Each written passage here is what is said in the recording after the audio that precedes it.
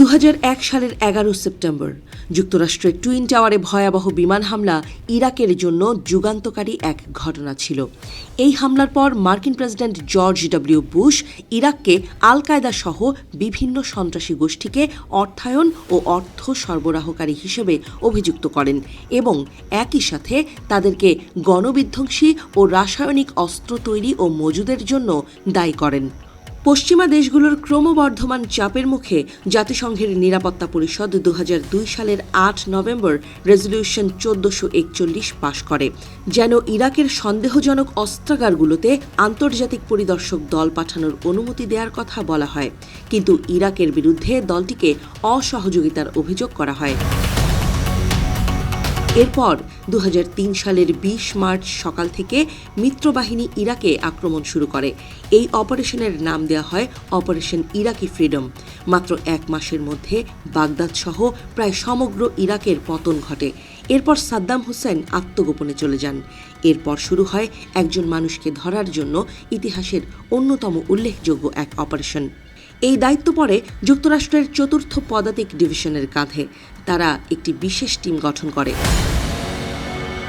ওই টিম সাদ্দাম প্রশাসনের উচ্চপদস্থ কর্মকর্তা থেকে শুরু করে সাদ্দামের রাজনৈতিক দলের সদস্যদের ধরে ধরে জিজ্ঞাসাবাদ চালালো।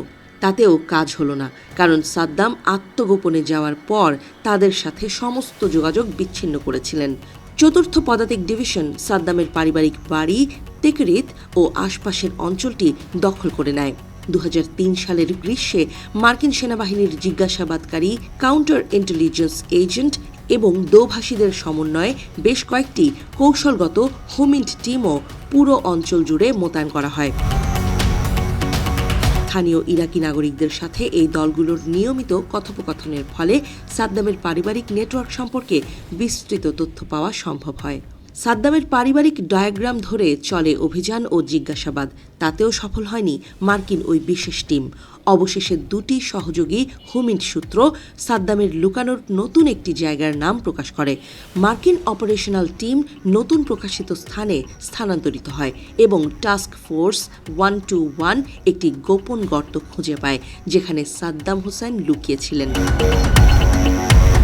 যখন টাস্ক ফোর্সের সৈন্যরা গর্ত থেকে ঢাকনাটি সরিয়ে নেয় এবং একজন সৈন্য গর্তটিতে একটি গ্রেনেড নিক্ষেপ করতে উদ্যত হয়, ঠিক তখনই গর্ত থেকে দাড়িওয়ালা একজন হাত বাড়িয়ে বলেন, আমি সাদ্দাম হোসেন, আমি ইরাকের রাষ্ট্রপতি এবং আমি আলোচনা করতে প্রস্তুত আছি।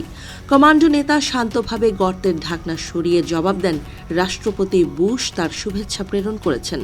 সাদ্দাম হোসেন বিনা প্রতিরোধে আত্মসমর্পণ করেন। সাদ্দাম হোসেনকে ধরার জন্য যে অপারেশনটি পরিচালিত হয় তার নাম দেওয়া হয়েছিল 1984 সালে মুক্তিপ্রাপ্ত রেড ডন নামক হলিউড চলচ্চিত্রটির নামানুসারে।